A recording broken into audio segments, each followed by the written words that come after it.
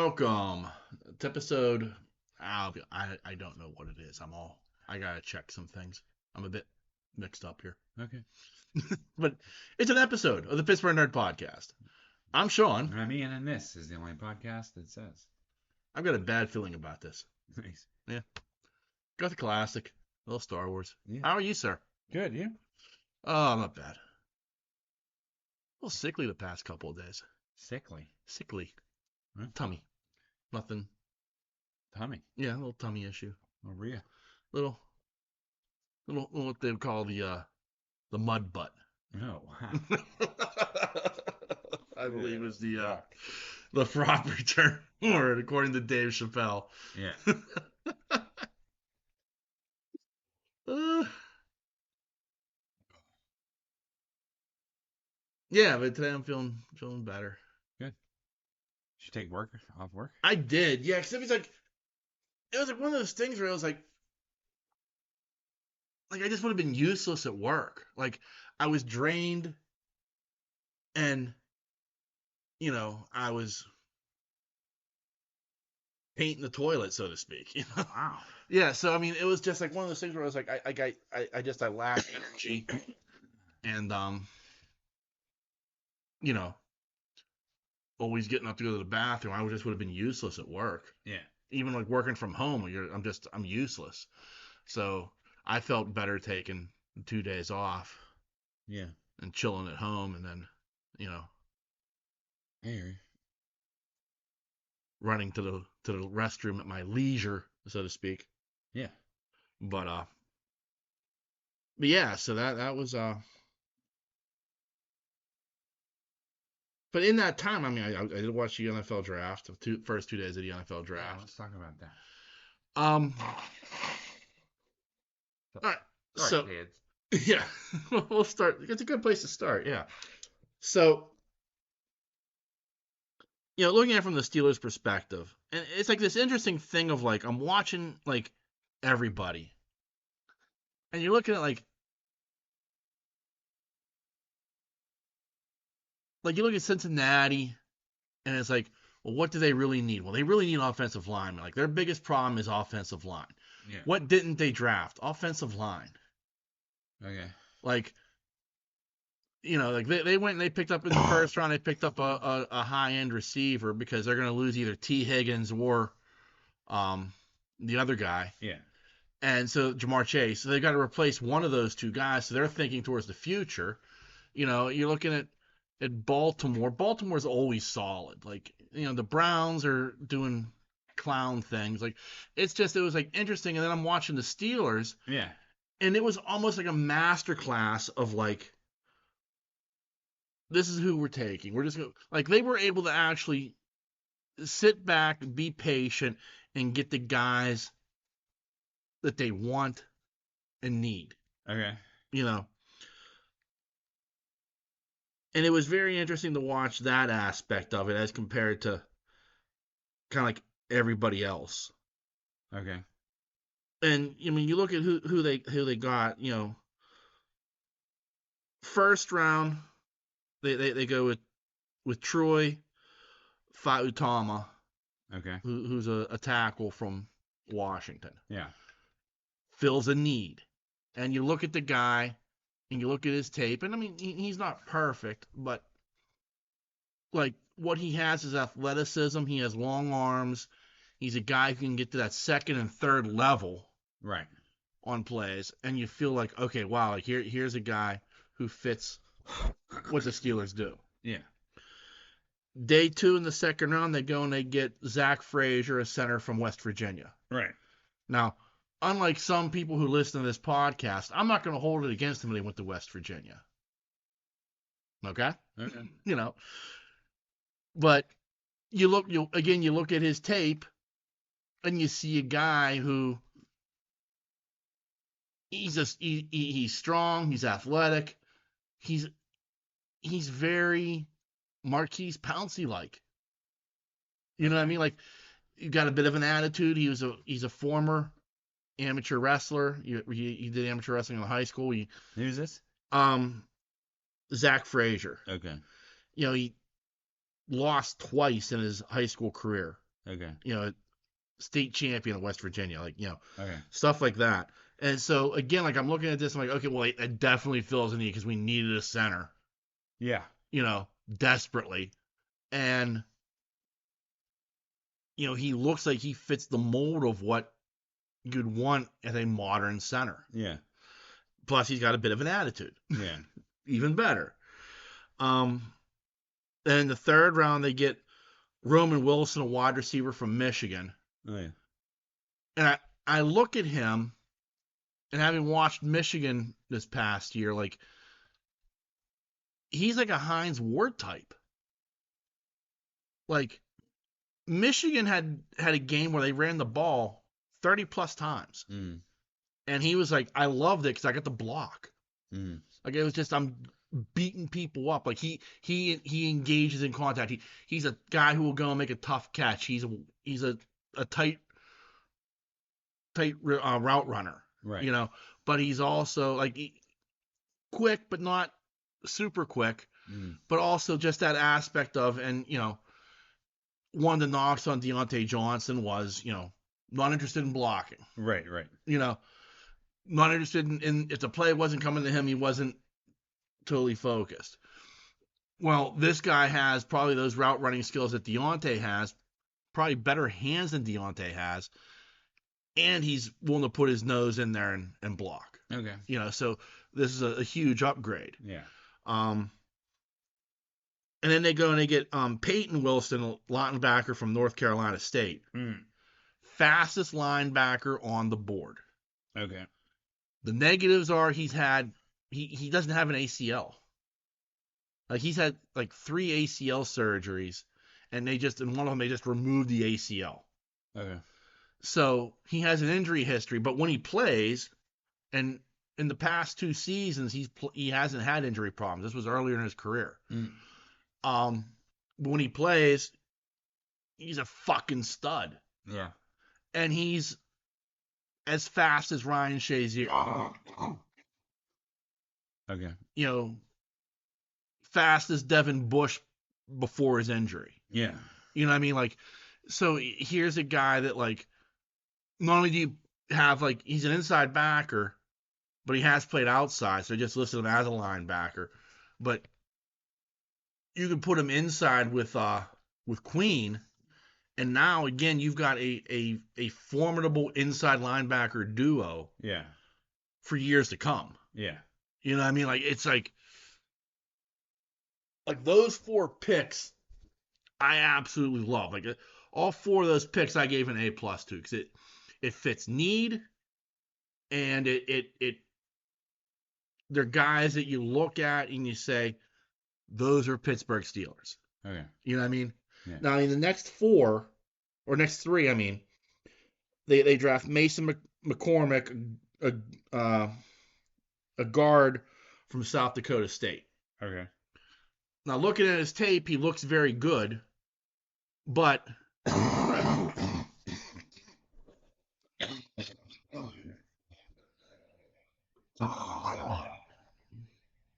South Dakota State plays Division II.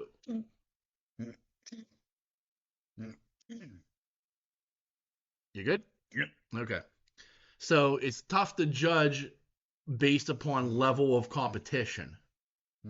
It's like big fish, small pond situation. Right. But he could be a project, which could work out for you. Right. That was stolen. All right, yeah. Okay. And then they Logan Lee, defensive tackle from Iowa, who, I mean, once you get in like the 6th and 7th round, I think they drafted a cornerback in the 7th round. He's not listed here for some reason. Like those are guys you're just kind of like any day 3 pick is a pick you're hoping can work out. Mm-hmm.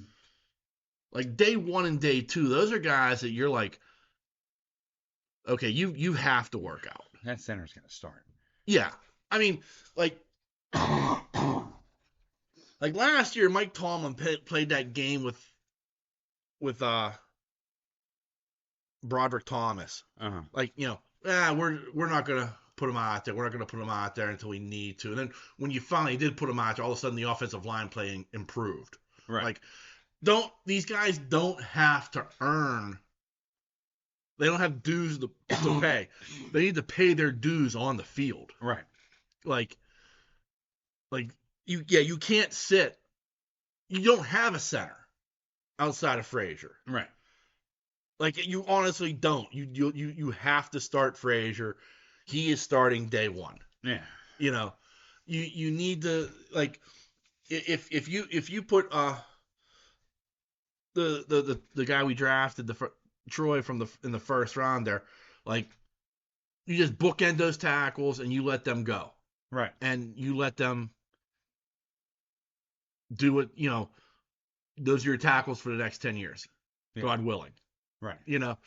Like, you got to put, like, these guys are in a position where you can't just fuck around with them. You got to just put them on the field. Yeah. They you know what I mean? And I hope Mike Tomlin understands that. Like, don't sit them just because they're rookies. You play the best player available. Yeah. Yeah. Yeah. And sometimes he likes to play that. You got to earn your way onto the field as a rookie. Well, I'm sorry. Zach Frazier's the only center you got. He needs to fucking start. Yeah. Like, don't fuck around. like Thad has this opinion, like, we're all in now. Yeah. Like, and he's right in a lot of ways. I mean, you don't go and get Russell Wilson and you don't make the moves you made because you're playing for next year or the year after. You are playing for now. Yeah. In a lot of ways. But if that's the case, then you have to start the best player, whether it's a rookie or not. Right. Now, I mean, the things that didn't get addressed, like I said, the corner position, you'd really like to get somebody else. And I think you're going to do that in free age, like, post-draft free agency. Usually heats back up. Yeah. And I think you need to get a wide receiver. And I think, you go and get local boy Tyler Boyd. Yeah. And you bring him in. I don't think he's the best option to be a number 2. Right. But I think he's dependable. And, Roman Wilson, like I said, I mean, I like the guy a lot. But I feel like the biggest problem you're going to have is, since there's no real quote-unquote threat across from Pickens is going to see a lot of,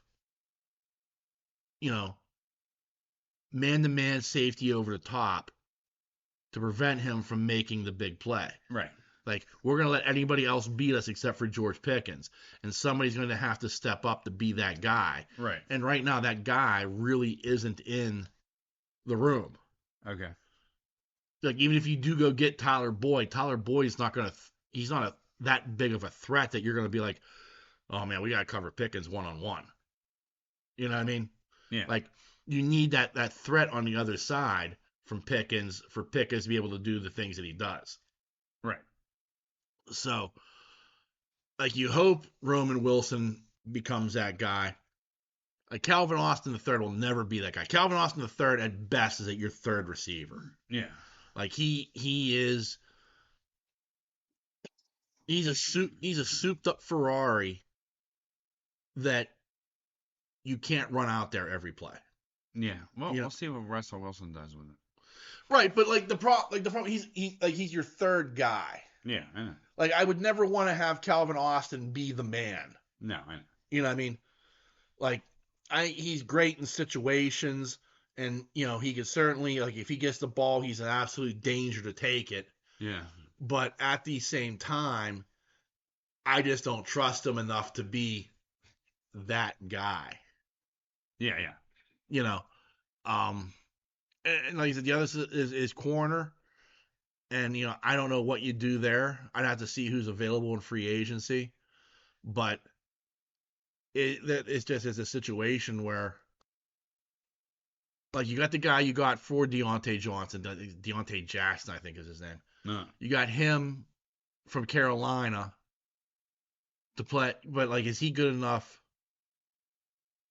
Like, even if you say like, okay, yeah, we really like him a lot, and he's our second corner, opposite Joey Porter Jr. Yeah.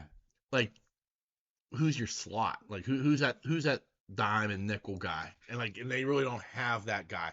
Now, I've heard they were talking to Cam Sutton, and I'd be more than happy to bring Sutton back. Yeah. And let him be that third guy, or maybe even that second guy. I mean, he could be. He was certainly good when he was here, and I'm surprised he's on the free agent market. Yeah. But now it's just a matter of like, what can you do to fill in the final pieces? Yeah. So, but I mean, Omar Khan did it's so interesting, like, to watch, because you're thinking like, oh, this is a whole new level of like Steelers football. Like, Omar Khan's willing to make moves. He's willing to make trades. He's willing to do this. He's willing to do that. He's willing to do things that no other GM is willing to do in Steelers history. Yeah. And it becomes that thing of like, well, you were kind of like sitting there going, well, is Omar going to pull the trigger and try to move up to get somebody? Mm-hmm. And he never had to. He had the foresight to go, this is how this is going to fall, and we're going to get our guy every single time. Yeah.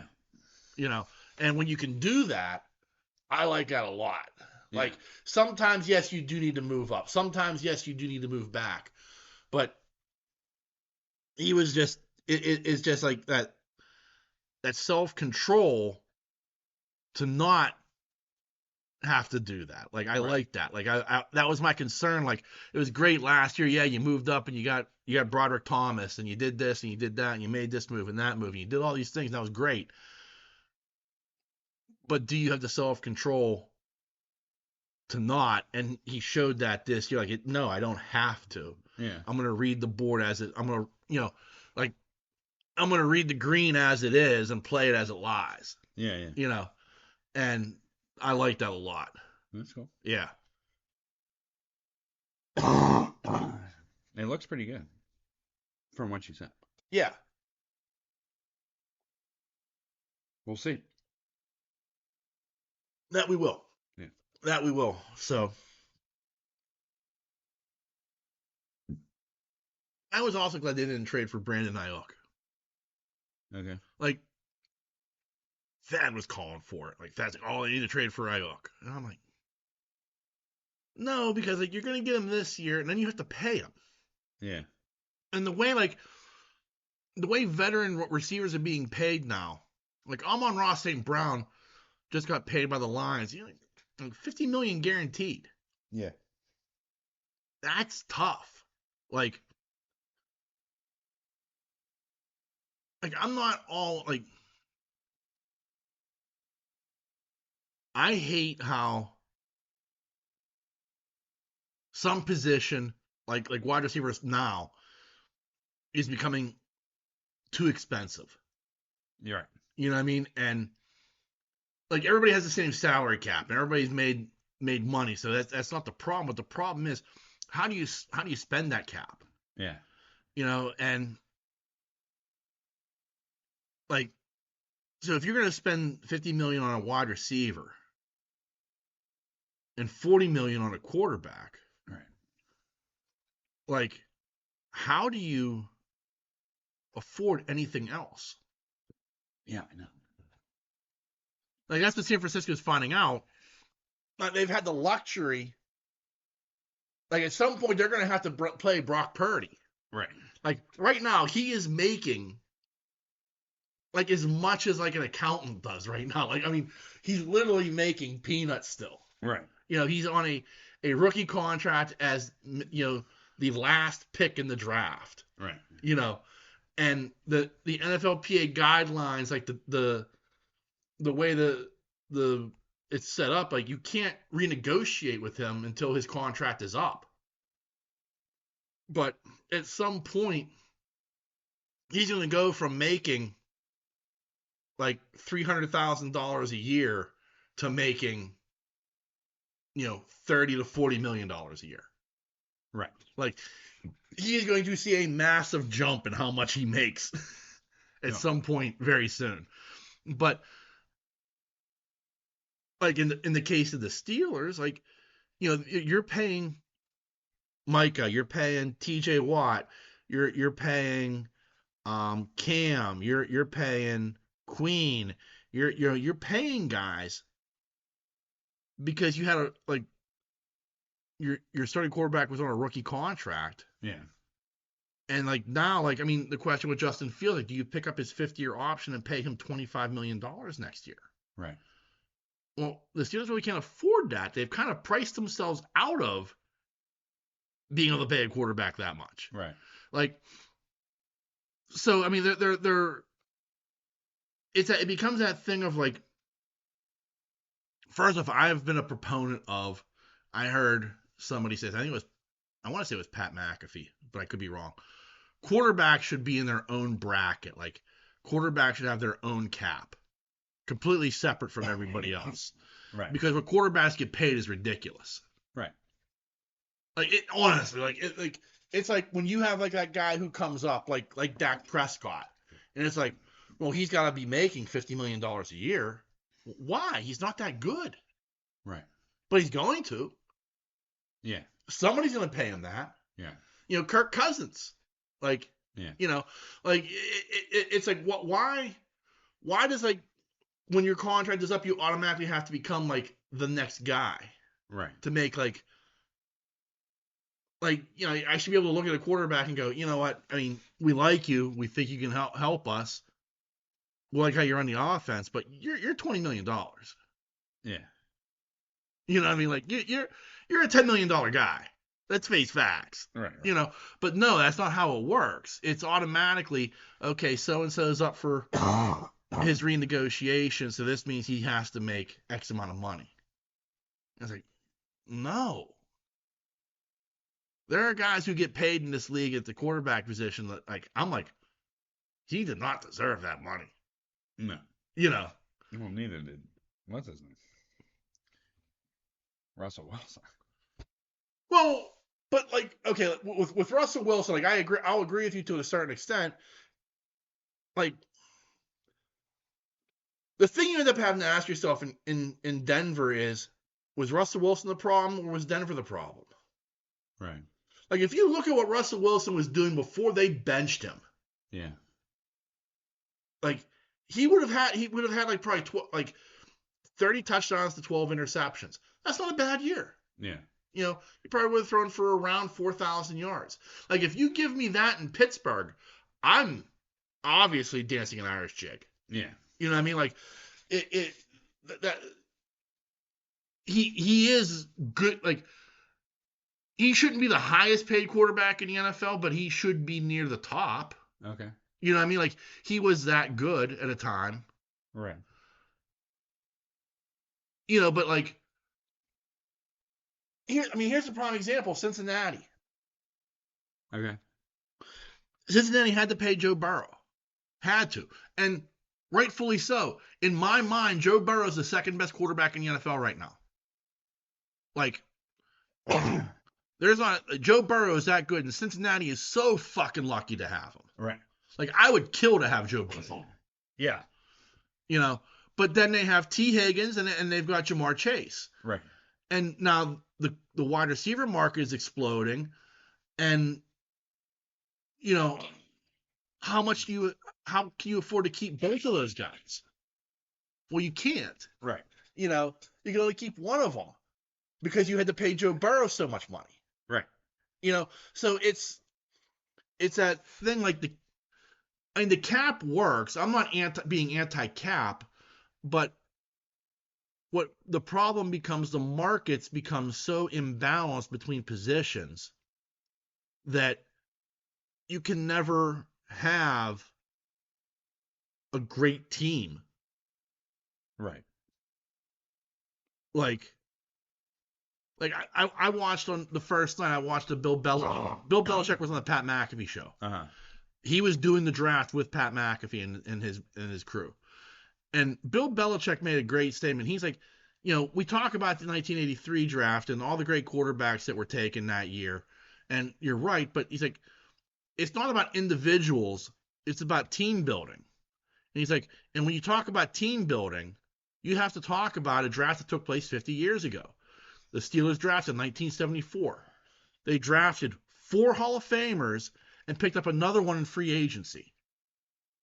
Lynn Swann, John Stallworth, Jack Lambert, and Mike Webster all drafted that year. Yeah. And then they pick up Donnie Shell in free agency. Yeah.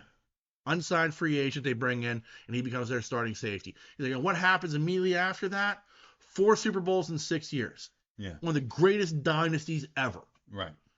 He's like, because they built a team in that draft. That's why I look at this draft. I'm like, well, that's a lot of team building going on there. Right. You know, but like now it's tough to build the team because the cost of the positions has become so off kilter that you pay 1 or 2 guys and the rest of the team you have to like, you know, start shopping at Dollar General for. Right. You know, I mean, that's how it goes. So, I mean, I think it's going to be interesting to see how, like, next year. I mean, let's say Russell Wilson throws 30 touchdowns against 12 interceptions, and he throws for 4,000 yards. Okay. Okay, let's say that's what happens. Well, he's going to want top end money. He's going to want $40 million a year. Right. Well, the Steelers can't afford that. So now Russell Wilson become a 1-year wonder, and he's off. And now you have to ask yourself, are we re-signing Justin Fields? Right. And what are we willing to pay Justin Fields? Can we get him to a 2-year, $10 million contract like we signed Mitch Trubisky to? Right. Because you're unproven. Right. You failed in Chicago. Right. You know what I mean? So like, they've got themselves in a bit of a bind as far as like they've taken advantage of the fact that they had a rookie quarterback on a rookie contract, and the veteran was taking not that much money either, and they've signed other players to high price. And you know, at some point, George Pickens is going to need to be paid. Right. You know, and you know that's going to be like, is that a high end contract? Yeah. You know, so like that. Those are the things that if you're a Steelers fan, like, what are the answers to those questions? Yeah. Because like this draft, like I look at this draft and it's team building, but it's team building towards the future as well. Where you're setting yourself up to have like a badass offensive line, and you have Najee in the back, and you've got Warren in the back, and you've got, you know, you can just bludgeon people all fucking day. Yeah. But at the end of the day, who's taking snaps and who's that guy throwing to becomes the problem. Yeah. And the market for those 2 positions is becoming so out of whack with everything else that it's hard to have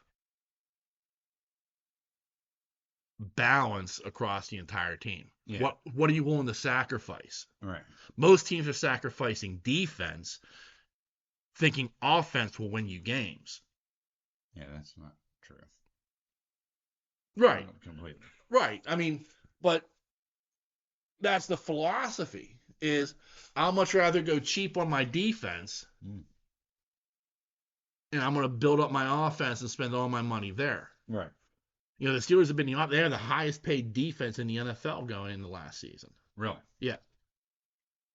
That's cool. I mean, interesting. Yeah. But I mean, in a league where, like, I could point to Kansas City this year and say, well, the whole reason they won a Super Bowl was because they had a phenomenal defense and Patrick Mahomes. Yeah. Because they had nothing else. Yeah. You know what I mean? Like, that was probably the worst set of offensive skill players Patrick Mahomes has ever played with. Right. You know, and they're doing everything they can to rectify that in Cincinnati now because they know, like, that offense needs to be a juggernaut. Yeah. But The juggernaut. yeah. All right, so moving on to other business. Okay. we talked about it just a little bit, like for a second. Like Kennywood announced that they will not be opening the Steel Curtain roller coaster this year. Right. Um, it's been one of those situations where it has been shut down more often than it's been running since the ride opened. Right. And they shut it down this year because I guess they want to work on it to fix the glitches and get it to work properly. So somebody is filing a class action lawsuit against Kennywood's parent company, stating that they knew the Steel Curtain was going to be closed while selling season passes. Right. So, I mean, their point is, I bought my season pass with the expectation that at some point I would get to ride that roller coaster. Right. And now you're telling me after I've bought the season pass, 2 weeks before the park opens, that we're not going to get to ride the coaster. It's shut down for the year. And that's unfair, and I deserve my money back. Or whatever. I don't know. But now, Superfan Thad, who is an avid lover of Kennywood, Right.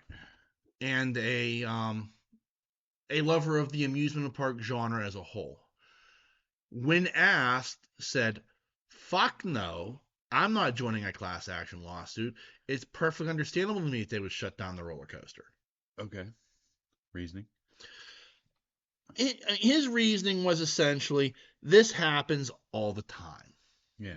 Like, you know, essentially, he looked at it from the standpoint of, let me see if I can find it, because it was in our, let me see if I can find it here. We talk so much shit to each other in our chat. Okay, so I said, I take it you will not be joining the class action lawsuit, and Thad says, why? Rides go down all the time and out for a year. I have never seen Disney sued for having attractions out for a year or two for refurbishing or repairs. I went to Disney and It's a Small World was down 2 years while they refurbished a ride. Does that qualify for a refund? Of course, my answer was, you can hear my answer next week in the podcast. Right. Now, Thad feels it's unfair. He should be here to defend Kennywood. Okay. Which is laughable to me, because it's like that hippie who's like, I'm all about peace, love, and everything, not being non-corporate, but here, let me take this picture on my iPhone. Yeah. That type of shit. So, but in a way, I understand Thad's point. Okay. Like, I'm not going to say Thad's wrong, but I also think, like Disney. Disney's a poor example because Disney's open year round. Mm. So Disney, like, if I'm setting up to go on a trip to Disney World and I'm hoping to ride It's a Small World for some ungodly reason, Yeah. I'm planning that trip out well in advance, and more than likely before my trip, I'm going to find out It's a Small World is shut down. Right. Unless, and even then, like, it's a situation, like, even if they shut it down the week I was going, like, I feel like they give enough notice that I could have made a decision. You know what I mean? Like, right. Where with Kennywood's only open so many months out of the year, and you have to make a decision on that season pass. Like, right. You know what I mean? Like, so it's like that situation of, like, I understand where this person's coming from, but I'm also of the mindset of, like, that coaster's been such a fucking disaster that buying a season pass, I would go in with the expectation that any day I go there, it's probably going to be shut down. Yeah. Like, you know what I mean? Like, that's like, if it was me, like, I'm going to Kennywood like for my one day, being forced to spend $25 on a souvenir cup. Right. You know, to me it would be like, yeah, it's a disappointment because I only go to Kennywood once a year, and the ride is closed, and I'm bummed out. Yeah. But like you as a season pass holder who goes multiple times a year, well, I understand like the thing is at some point the fucker's got to be open. Right. Like I would just go in with the expectation of like it's gonna be closed. Like if I get to ride it, I'll be lucky. Right. You know what I mean? Like that's the expectation that you should have because the fucker's been a disaster. It has. I'm like, and weeks ago Thad was trying to defend that like, oh, it's a prototype. Well, the fucker should work. The fucking thing should work. Right. Like prototype or not, like it should work. Right. You know, and that's my expectation. And like, you know, and Thad's like, well, you know, that's on the people who designed the coaster. Well, no, it's on Kennywood too. It's the people on Kennywood. The people on Kennywood asked for a cutting edge roller coaster that's never been done before. Right. And they got it, and it doesn't work half the time. Right. Or 3/4 of the time actually. And so it's like, yeah, the designer needs to be held accountable, but so does Kennywood for wanting it. Yeah, here's the thing. If it's shut down 3/4 of the time, do you want to ride it? No. Right. You know, like, yeah, I don't want to ride that. I don't want to ride that fucking jalopy. Yeah, you know, exactly. I'm not taking that to Foodland. No. Nah. That's what I mean. Like, why would you... If a ride is shut down that much, it's got problems. Yeah. You don't see the Monongahela Monster going down like that all the time. Yeah, you didn't see the Logjammer breaking down like this. Nah. But, yeah, you know, at those heights and that speed, I don't know. I think I'm good. Yeah, I'm okay. You know? Yeah. I'll just move over here to the potato patch. Yeah. Yeah, exactly.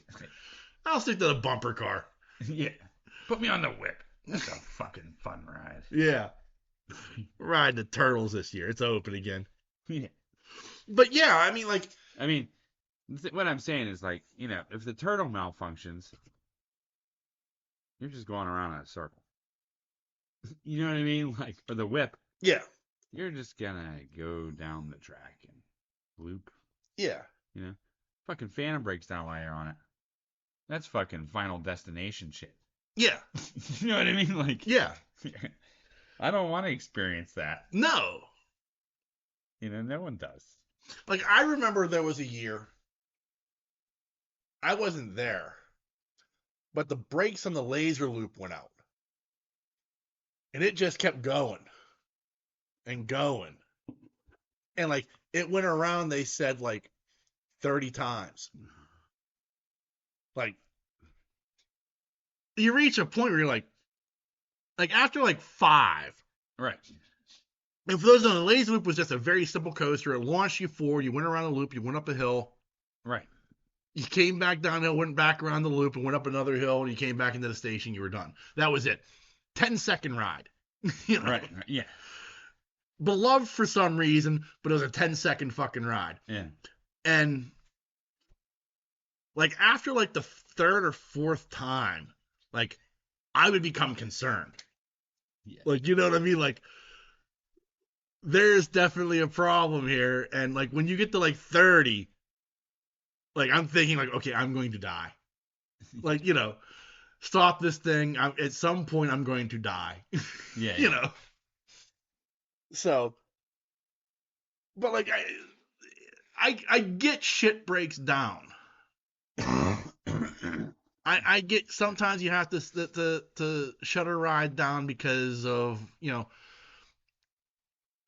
with an amusement park like Kennywood, like Cedar Point, like King's Dominion, like Six Flags, like Disney, like, you know, all these places, they have sensitive safety measures built into the rides. Yeah.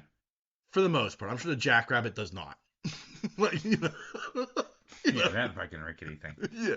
It's a classic, though. It's a classic, but yeah, I mean, something tells me there's no safety measures on that fucker. Yeah, I mean, when you go on at night, those lights barely work. Yeah. Yeah, those little Edison lights. Yeah. Nothing. Nothing. They've been there since 1934. Right. But That's the magic of riding wooden coasters, though. it is. It absolutely is. Yeah. Mm.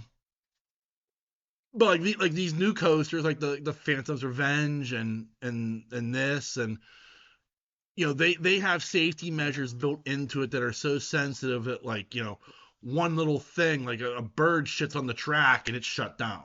Yeah. You know what I mean? Like, that's how so I understand that. It's not like going to your local carnival and the meth head is running a roller coaster that he assembled like an erector set, off the back of a trailer. Yeah. Like, no, thank you. I'm more likely to die on that piece of shit. Yeah, Mom never let me ride this or anything. Oh, me neither. My mom neither. Like, I remember like the year the firemen's, I think it was the 50th anniversary of the Portview Fire Department, and they had like the fair rides. Yeah. And like my parents, like, if I catch you on one of those motherfuckers, you are dead. I'm like, yes, ma'am, yes, sir. I ain't doing shit. Right. Which sucked because like all my friends were like riding them, like they're all riding the Ferris wheel and these wackadoo rides, and I'm like, I'm down here riding the little spinny thing. That was the only thing I could ride because it was like stayed on the ground the entire time. Yeah. I think this sucks. But it was like one of those things, like you spun in a circle, but you were in a giant barrel that spun as well. It was wacky, but even then, I was like, man, after a while, I can see where they got a point. But my friends, meanwhile, like having the time of their lives, like risking their life and limb. Yeah. My parents were, don't you trust one of these meth heads? Didn't someone die in the salt and pepper shakers one year? Or is that an urban legend? I think it's an urban legend. I swear somebody died on this. I've heard that, but I think it's an urban legend. Remember the sound they made? They're like, oh yeah, yeah. Those things were awesome. Yeah. Those were up by Kangaroo. Yeah. Not Kangaroo. Pirate Ship. Yeah, by the pirate ship. Yeah. Mm. Like the salt and pepper shakers, the pirate ship, and the Enterprise were all in the same area. Oh. Enterprise. Yeah. But yeah, so I understand Thad's viewpoint, and I'm not gonna say he's wrong. I think it's a little bit too corporate shill. Like, I feel like Thad got paid. I mean, really, like his defense of Kennywood was like so like it was funny to me. Like, I mean, like it was like I feel like he's like a corporate shill for Kennywood. But I also understand this other guy's viewpoint. Now, I think the lawsuit itself is frivolous. Right. You know what I mean? Like it's like, there are better things for a judge to be doing than rolling on this shit. But I understand the point of, like, I had an expectation this year, and I feel like it was a bait and switch. Yeah. Yeah. Like, honestly, like, come to Kennywood, ride the Steel Curtain roller coaster.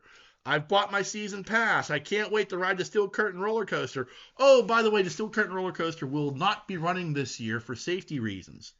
What the fuck? Like, so I get it, but at the same time, like, that would have been, if I was that person, like, my expectation would honestly be, well, the fucker doesn't run anyway. Well, I probably won't get to ride it again this year anyway. Yeah. But I get it, because it does feel like a bait and switch in a lot of ways. So with that though, I will dip my toe into the mailbag, because that. Is it we ending? No, okay. but like, while we're on the subject of Kennywood, Thad did go this weekend. This past weekend. Just making sure. Yeah. No.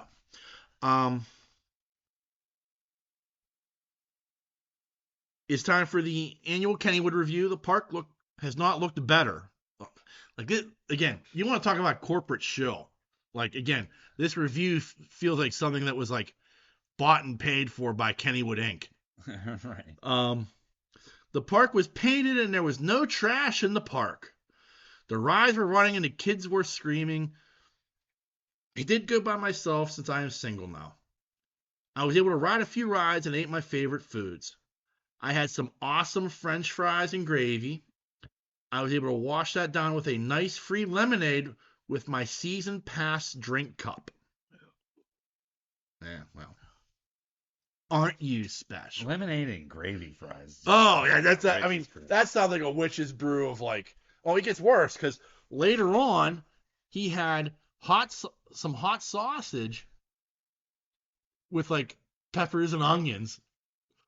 So you're throwing that on top of the fries and gravy and the lemonade. Someone's shitting in the wet bathroom. Well,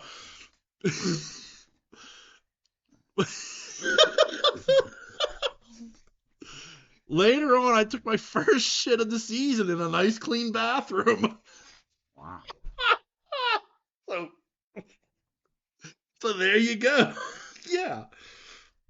I rode a few coasters, even the train. Kennywood cares about us consumers and make sure I have an awesome experience. Thank you, Kennywood. Like, holy fuck, dude. Like, Yeah.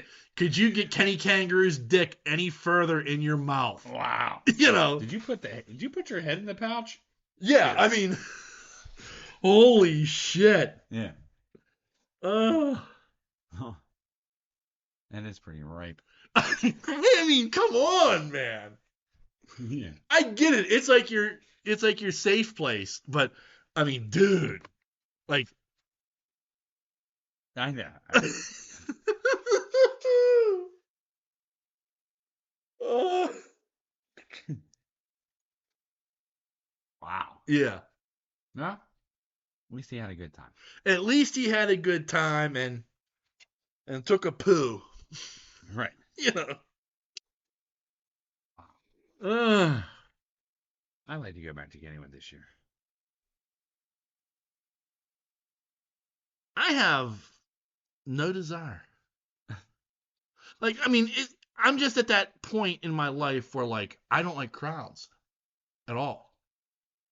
Right.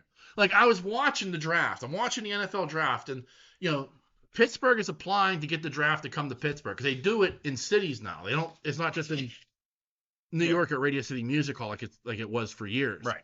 They actually like have it in like host cities. Right. And this year it was in Detroit. Okay.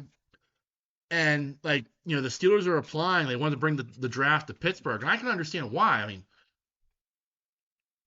night 1 and night 2 had over 500,000 people go through there. Wow, that's a lot. It is. It's a ton, but 275,000 people on night 1. I don't want to be standing amongst them. No. Like looking at that experience now, like 20-something Sean would have like ponied right up. Yeah. Like I would have been there. I'd be all 3 days. I'd be there. Yeah. 51-year-old Sean, fuck that shit. I'll watch it from home. Okay. You know what I mean? Like, and like the draft. Like I have very few things on my bucket list, and the draft was one of them. Yes. Like, but I wanted to go to Radio City Music Hall and experience it there. Okay. Like, because, I mean, again, I'm sure if I was a 20-something or even in my 30s, I'd probably be like, oh, yeah, we're going to that. You know, 30-something Sean would have been like, at least night 1, I'm going to the draft, you know. But now, like, that crowd, I would just go insane with. Right. You know. I hear you. You know, 2008, I went down to I went to downtown Pittsburgh for both the Steelers Super Bowl parade and the Penguins Super Bowl parade. Right. Glad I did it.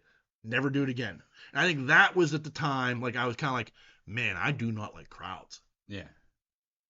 Because that's what that is. I mean, that was, Yeah, I know. you know, a couple 100,000 people jammed, you know, into a small spot. And Yeah. I hear you. yeah. But That's how I felt when we went over to New Orleans. yeah. You know, like Bourbon Street was just so fucking crowded. Yeah. You know what I mean? Right. And like just loud and obnoxious and too many people and Yeah. too many people drunk Yeah. and like It just was not a good time. Everywhere else was good, Yeah. just not Bourbon Street. And it's a shame because people go to Bourbon. Yeah. They're specifically going for Bourbon Street. It was not worth it. It's the tourist trap. Yeah, it was not. It was not worth going to Bourbon. It was worth going everywhere else. But Yeah. Bourbon. Yeah. Yeah. It's weird.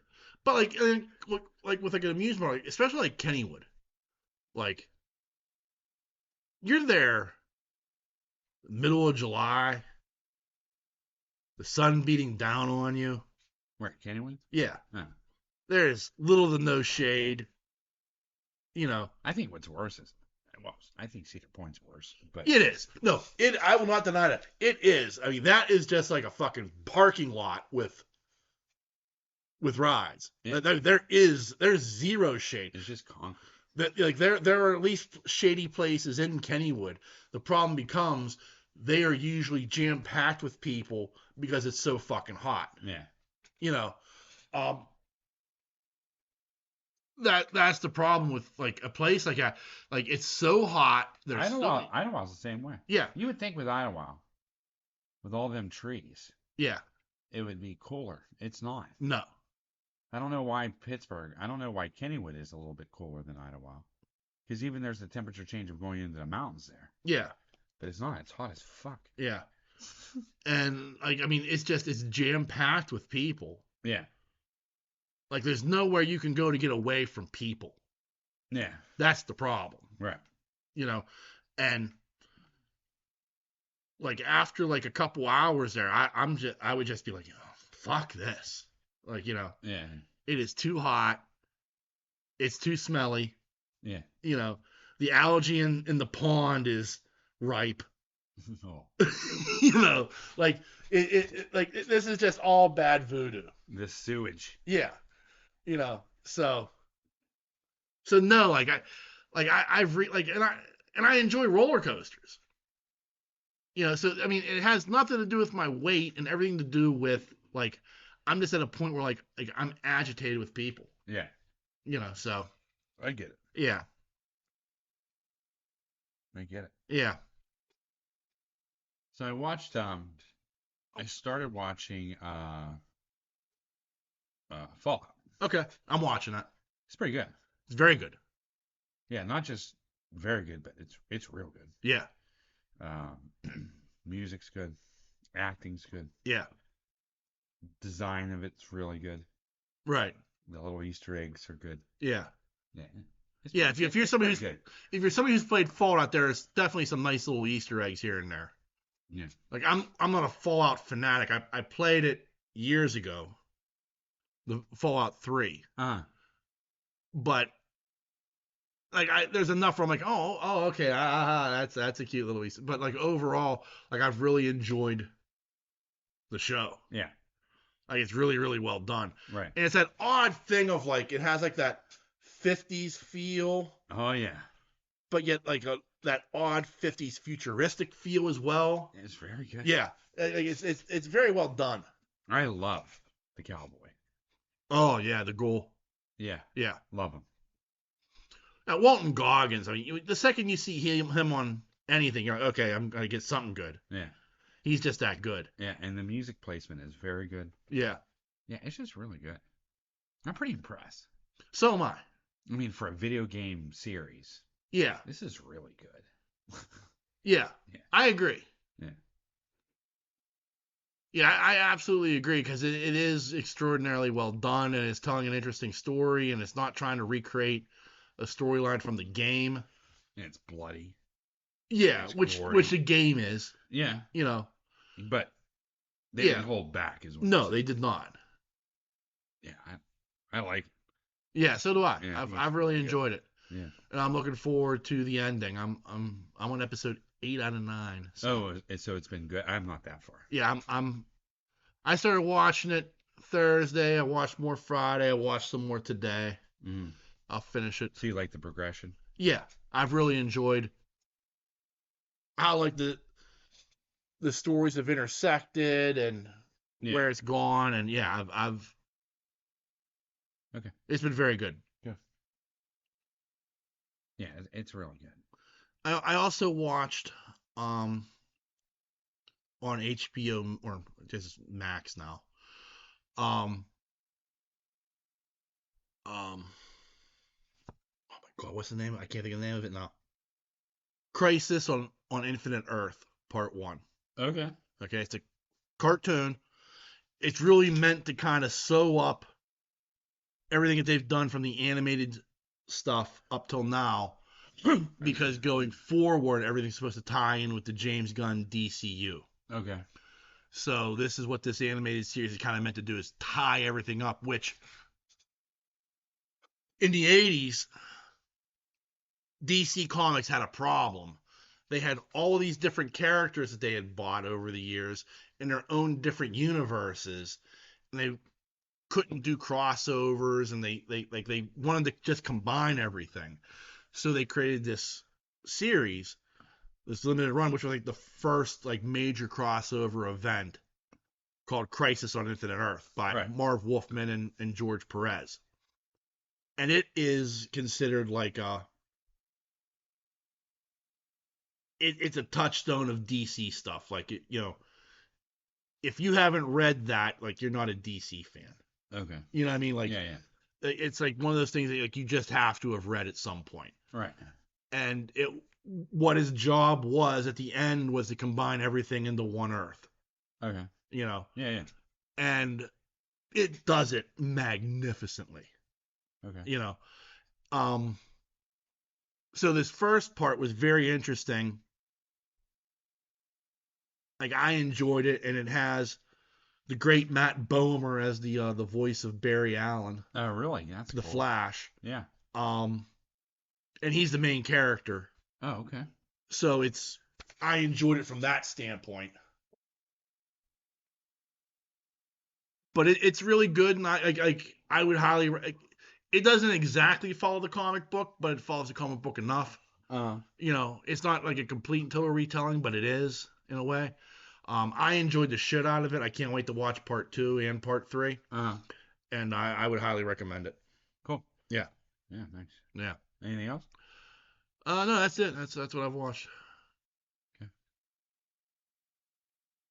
Did you see? Maybe not, because you don't pay much attention.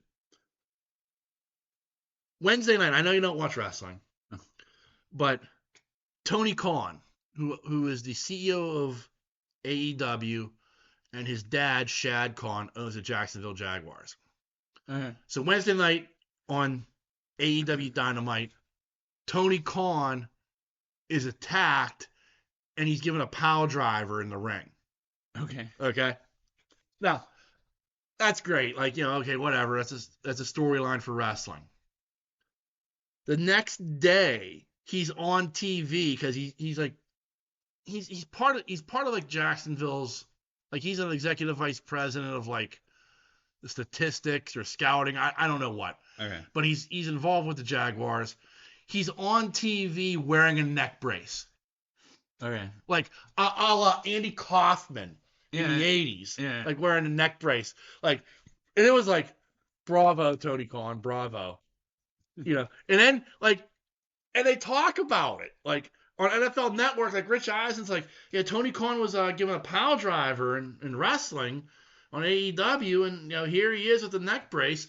And on Friday they had him on, like they're interviewing him about the being attacked, and like I'll be fine, don't worry about me, it's all about but of course he's shilling for his product too. He's like, watch AEW wrestling every Wednesday, you can see what happened. It was hysterical.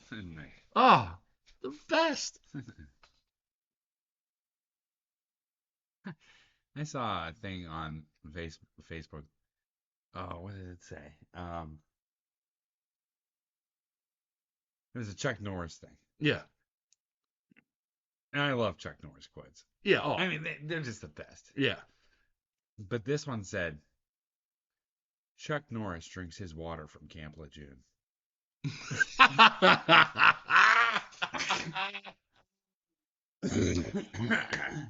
Oh, that is a good one. That's great. Yeah. Yeah, I thought it was fucking fantastic. Yeah. I fucking love Chuck Norris quotes. I think they're the funniest shit on earth. I do. They're so funny that it makes me laugh every time I see them. Yeah. There's something about those quotes. It's almost become like pop culture or something. Yeah. Do you know what I mean? Oh, Like, yeah. And it's been going on forever. oh, I know. Like, that shit will never die. No. Oh, that's classic. Chuck Norris drinks his water from Camp Lejeune. Isn't that good? That's great. Oh, Oh. so good. And it shows him he has like a bottle of water. Yeah. Yeah. I fucking love Chuck Norris quotes. They're just the absolute best. Yeah. Oh. Well, going to the whole other side of the spectrum from Chuck Norris. Okay. I found this, and like I thought, like, this can't be real. Yeah. But it is. Apparently, you can buy jeans Okay. that look like you pissed yourself. God. I'm not joking. Like, this is. There you go. Come on. Yeah. This is an intentional design dubbed the pee stain jean. And they're on sale right now. I know, because I know you want a pair. For $600. Jesus Christ. Yeah. Like, first off, I'll pee my own pants. Thank you very much. Right. You know, as somebody who has, in many a drunken stupor. You have? Oh, yeah. I've pissed my drinking? pants. Yeah. Really? Oh, yeah. Never have. Never? Huh. Oh, I'll freely admit, like, there have been a few nights where it's just like, I'm not going to make it. Let's just let it flow. No wonder you quit drinking. Oh, yeah. I mean, I'm not proud of it. It's not like something like, I'm saying this with great pride, but yeah, I've on a couple of occasions, I've urinated myself in like wow. Yeah. Never knew that. Yeah. But wow. Yeah, I mean, like one time I was like, man, it's a really long line for the bathroom. Oh, fuck it. I'll just sit here and piss my pants and you guys can go get me beer.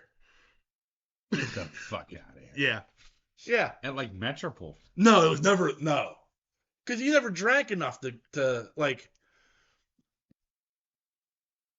in the time you were at Metropole, like you get there like around 10, 11 o'clock, you'd only have like 2, maybe 3 beers. Like you weren't leaving Metropole fucked up. Okay. Like you would pound a few beers beforehand to get a buzz going because it was just beers were expensive. They were $2 a bottle. Yeah. Which was expensive back then. Yeah. But so like between that and like just like there was never a line to get into the men's room either. Right.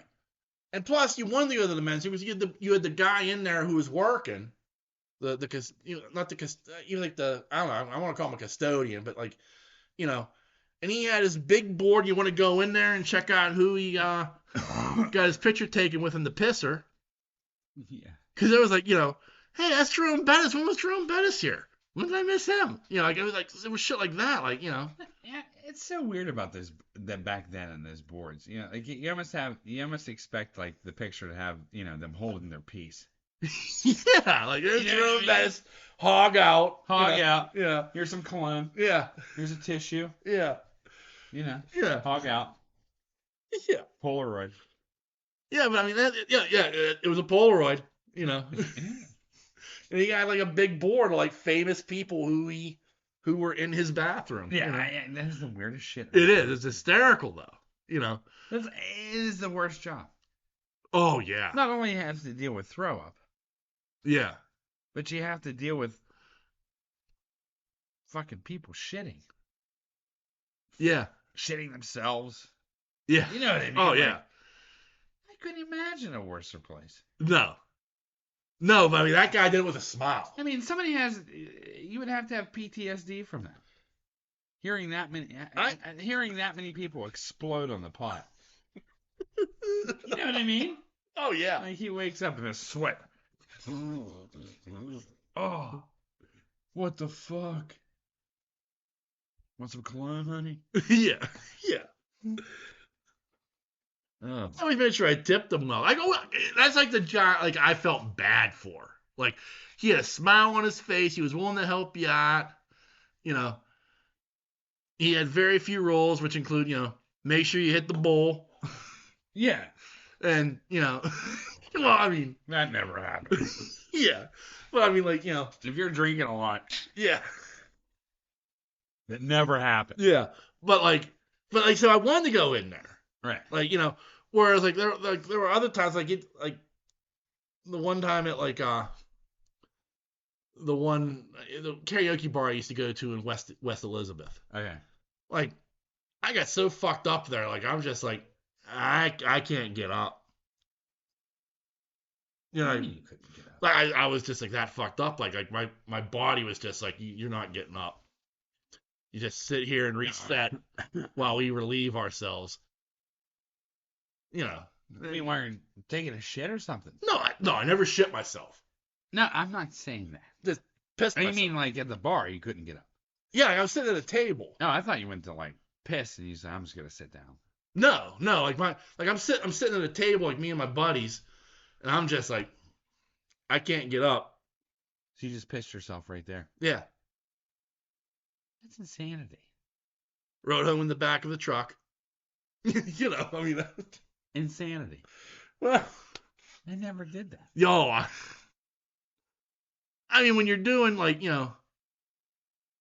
pounding down, that was a situation too, like where everybody's buying you drinks. And I said, like, the next thing you know, I've got like, well, there's a shot of Jim. There's another shot of Jim. There's another shot of Jim. Yeah. On top of, the 12 ounces of Rolling Rock I'm pounding down. Yeah. Well, thank you. Sláinte, pounding it down.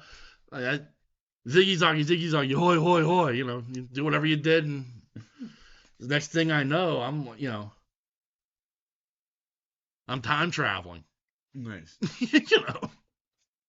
So That's crazy. it is. I mean, I don't say it with pride. I mean, the 2, maybe 3 times total I did it, but Right. it's just that thing where you're just like, wow, am I fucked up? Right. So I don't need your help with your designer $600 jeans. I've got my own pissy pants. Yeah, right. That's nuts. Yeah. Yeah. And getting old ain't helping either now. Oh God. Well, I haven't done it in quite some time, 20 plus years. Yeah. But I mean, like there have been a few times where it's like, okay, I just need to pull off the road. No way. Yeah. Like I'm leaving here. Like when I lived in Boston, little Boston, driving home, there have been a few times where it's like, okay, I need to find a little wooded area to just pull over, step into the trees, handle my business, and get back out because I am not making it home. Really? Yeah. Nice. Yeah. That's cool. Yeah. My bladder is weak. So,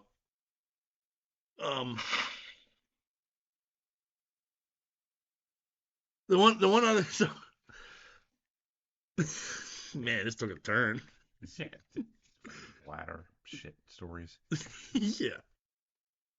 I mean, that ranks right up there with like, I mean, I don't know how many Bali functions I dispersed the Goldschlager night. Oh. The Goldschlager. Yeah, I mean that's the worst. Like waking up covered in mud in the middle of a rainstorm in my backyard. Yes. Not good. Nah. Just my underwear. Oh yeah. Ugh.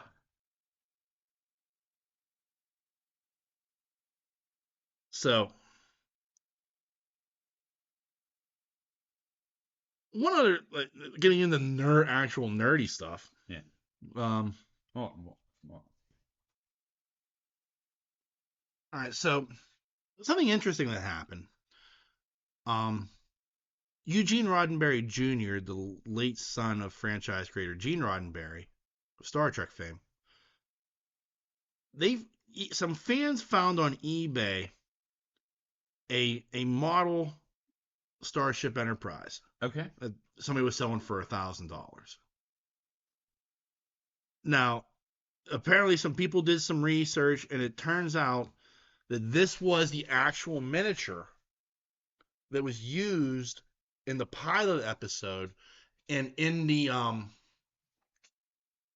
main credits, the beginning credits Okay. of the show. Been missing since 1967, Okay. and once they told the seller, he actually gave it to the Roddenberry family Oh, wow. instead of selling it, which was nice. Yeah. But it's like one of those things. It's like it's funny to think about like something like that being missing Right. for 50 plus years, Right.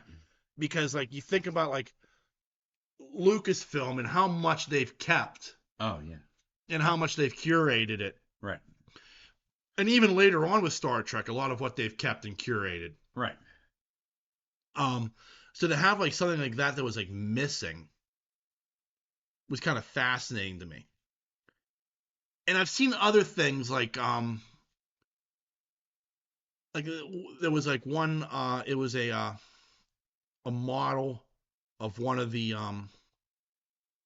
flying cars from Blade Runner, the spinners. And it was like prominently, like you saw it like in that wide opening shot, it kind of flies past you. Yeah. It was called the crab spinner because it had these arms that looked like they could move. Yeah. And it was found, it was verified as being an original model. Um and it was like, it was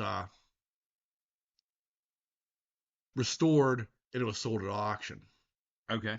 which was interesting. So like it made me think about like this is kind of cool that this piece was found, and this guy had it and everything. Like I wonder what is out there that you don't even know is missing. Okay. Like the first thing I thought of was the Gunstar. Like I don't know if there were any models of that Yeah. because like so much of it was done with computer generated graphics at the time. Right. Right. But I do wonder, like, was there like a model Gunstar for like certain shots? There had to be like a drawing. Yeah. Like, but that would be like something that would be like cool to find. Like, That would be cool to find. yeah. Or the original models of the what do you call it? Can't believe I forgot the names. Battlestar. Yeah. Yeah, those would be, Yeah. The Cylons and the yeah, the Viper, the Yeah. Cylon Raiders, Yeah. the Galactica itself. Yeah, yeah. Yeah. That'd be cool to get. Because like the second variation was all at that point that was computer generated graphics. There are no models. You're right. Um, but yeah, that would be kind of cool to find. Yeah. Because it wouldn't be like this. It'd be like this big. You know what I mean? Like Maybe even bigger. Like I mean, like the original Enterprise, like the Enterprise that you saw on screen, like it's in the Smithsonian now. And what's interesting about that is like only the right side is like finished.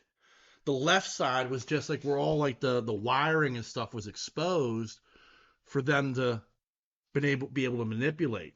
right. So it's like interesting that like how they shot that. Like so like every time you see the Enterprise, it's always from the right side. Like it's Right. always like one side that you see the ship. Right. Right. It's never flipped, or if they do, it's the image is flipped. You know. Right. So that's always kind of interesting to see. But like something like that Enterprise though was probably the size of this table. Right. So I'm sure like that original Galactica is probably at least half the size of this table. Oh yeah. You know, Oh yeah. with the lighting and everything that had to be in it, like that would have to have been huge. Even like I watch a lot of stuff with Adam Savage, like on YouTube, Uh-huh. and like he's always talking about like, because he worked at ILM, he was a model builder. Yeah. The people he learned under, he's like, okay, you can see right here, this is the same technique that so and so taught me. So this is probably something that he worked on. And even that, like, those ships are pretty big. Like, I can't remember what the one was. It was,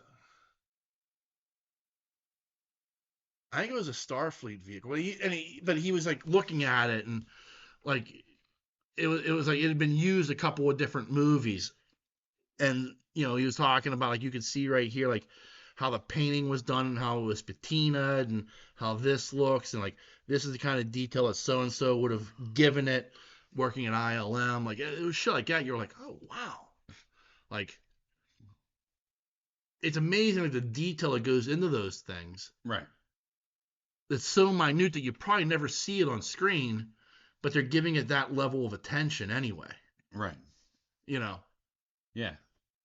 like especially like with Star Wars stuff. That's where it all started. In all honesty, Right. like that was like the attention to detail that they were giving those ships, that used universe. Like X-wing fighters look like beat up hunks of shit. Right. Right. But you loved them. The Millennium Falcon. Like all the little details of like how beat up that thing was. Right. Right. So it's stuff like that like, when you see somebody like Adam Savage who has some history there going back and like talking about it, it's interesting to hear. But it's also always interesting to like see like, wow, I can't believe that was lost. I can't believe like somebody doesn't have that like stowed away in storage, like, Right. as it's, or displayed in some museum. Like, what is this? How did this get away? Right. Stuff like that is always fun to see, in my opinion. Oh, I agree. Yeah, You gotta see it. yeah, Wow. You watch his old Lucas films, like behind the scenes and stuff, and yeah. you want to see those models like in person. Oh yeah. You know what I mean? I mean, I know they've done tours with them, Right.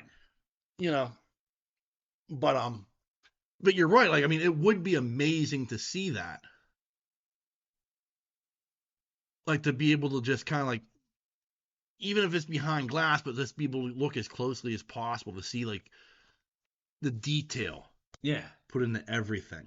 Yeah, I know. I mean, it was so detailed. Yeah, Oh, wow. I would love to see it. yeah. Hey. Like even when IOM does the Star Trek stuff, like the motion picture, the Enterprise A,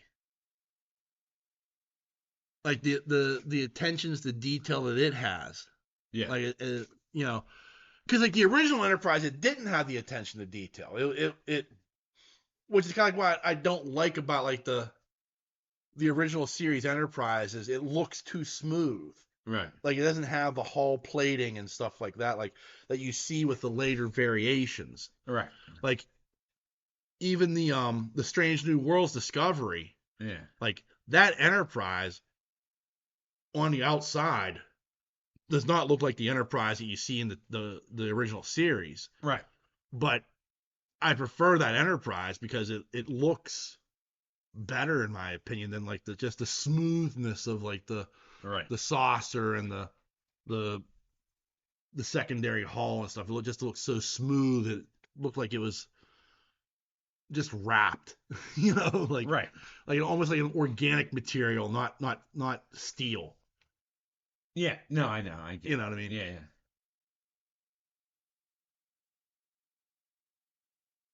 I just imagine like I don't know, man. I just imagine like the Luke. There has to be like something like the Lucas archive with all the shit. Well, there is. Like Indiana Jones. Yeah. You know what I mean? Like not in crates or anything, but I mean like I mean, there has to be like this gigantic, Well, I think there's a ton of stuff at the ranch. all the figures, all the movie stuff, I mean, set designs, you know, that'd be incredible to watch, to go in and look at. Yeah. You know what I mean? Yeah, I think there's a lot of stuff at Skywalker Ranch. Uh-huh. I think there's a lot of stuff like at the Lucasfilm headquarters in San Francisco. Yeah. And like I said, I mean, George kept like a lot of it, like especially like from the original trilogy. Like the original trilogy is the one where you're like, man, there's got to be stuff missing from that, and I believe there is. Right. But at the same time, a lot of it like got kept. Yeah. Like there are things like I think the original land speed. I mean, once they were done with it, I think they just tore it down, and Yeah. there were things that they tore like because you didn't keep it at the time. Yeah. But like I think like especially with Empire, like everything got kept. Yeah. We're not throwing anything away. Mm. And I think that's kind of the cool thing that Lucas has done, and it's created like its own industry because it is like even stuff like being able to go and see like Keaton's Batman costume from 1989, Right. and you can see the progression of the suits all the way up to the current Batman. Right. Like, but you nobody has Adam West's Batman costume because that got thrown away. Right. You know what I mean? Like, because you didn't think about keeping that. That just went in the trash when they were done filming. Right. No. Yeah, I get it. So like but it is stuff like that like the Superman suits over the years, like starting with Christopher Reeve, and then progressing along. Right. The Superman over the years, Yeah. like stuff like that. So like there are things that now get kept, especially if it's like what is going to be a franchise. Right. Yeah, no, I you know what I mean? Like, yeah. There are other things where like like you don't know if it's going to hit or not, so they probably that shit gets torn down and thrown away or repurposed even. You're not Smithsonian, right? Well, not even the Smithsonian. Like, I want to see Fonzie's jacket, dude. Yeah, but there are things that like Warner Brothers has all the super suits. Yeah. Like the Batman suit, the Superman suits, the Wonder Woman suits. Yeah. Like all that stuff has been kept over the years. Whereas previously it hasn't. But like, and they display it, like, I think they have like a tour at the studio you can take where you can see like all of that stuff, and you can see the Batmobiles over the years and shit like that. Right. But like if you launch a movie, right, and like, okay, yeah, we're gonna make this movie. It's a sci-fi movie, and we don't know if it's gonna be a hit or not. We're hoping it is, but in the meantime, like everything we use on this film, we're gonna take it, we're gonna repurpose it and use it for something else. Like It doesn't get saved, but that movie becomes a hit and it spawns a franchise. And with the second movie, now you're like, well, now we gotta save some shit. Yeah. Because one, we have to build it all over again. Yeah. Because we repurposed it for another movie. Right. And two, it just for posterity's sake. Right. But also, like, a lot of that stuff, like models and stuff have gone the way of the dodo. Yeah. In a lot of ways. Yeah, I know.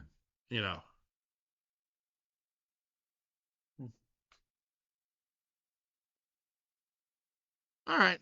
Anything like to add to the proceedings there, sir? I'm good, sir. All right. Well, remember, there are a number of different ways you can reach out and touch us. Hey. You can send us an email like Thad does each and every week. An email address is pittsburghnerd@yahoo.com. Right. You can also find us on Facebook and Twitter. Just search Pittsburgh Nerd. We're very, very easy to find. And we are on a number of podcasting networks. You can find us on the Tangent Bound Network, the Weeby Geeks Network, and the Pod Breed Network. Just give them a Google search and find all the other great podcasts they have to offer. And lastly, as always, I want to thank you, dear listener, for taking the time to check us out each and every week. Hey, We can't thank you enough for your support. And on that note, the dreamer has awakened. peace.